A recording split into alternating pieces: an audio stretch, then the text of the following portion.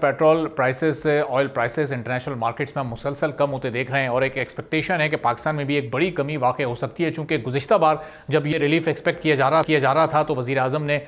इन prices का जो relief था वो बिजली की सूरत में तमाम बिजली इस्तेमाल करने वालों को दिया है। तो अब इस बार ये देखना है कि 8 रुपये से ज़ायद की जो इस वक्त सिफारिशात वज़ीर आज़म को पेश की गई हैं उसमें वो कितनी कमी करते हैं और फिर महंगाई में इसके नतीजे में मज़ीद कितनी कमी वाक़ होती है। इस वक्त 1 लीटर पेट्रोल पाकिस्तान में 255 रुपये में दस्तियाब है, लेकिन इस पर हम ड्यूटीज़ और टैक्सेस की मद में जो अमाउंट ऐड किया जाता है उसको अगर हम देखें तो वो कोई 107 रुपये के करीब बनता है। यानी जो एक्चुअल पेट्रोल प्राइस है वो 148 रुपये और मुख्तलिफ लेवीज़ और टैक्सेस की मद में जो अमाउंट इस वक्त इस पर ऐड होता है 148 रुपये में वो 107 रुपये है। यानी 1 लीटर पेट्रोल पर हर पाकिस्तानी 107 रुपये टैक्स दे रहा है। अब इस सिचुएशन में जब आलमी मार्केट में ये कीमतें कमी की जानिब जा रही हैं तो पाकिस्तान में पेट्रोल सार्फिन को वो रिलीफ क्यों नहीं मिल पा रहा, कितना फिस्कल स्पेस हुकूमत के पास इस वक्त मौजूद है पब्लिक को रिलीफ देने के लिए और कितना वज़ीर आज़म आज ये रिलीफ दे सकते हैं आवाम को। सब्सक्राइब करें और बेल दबाएं ताकि कोई खबर रह न जाए।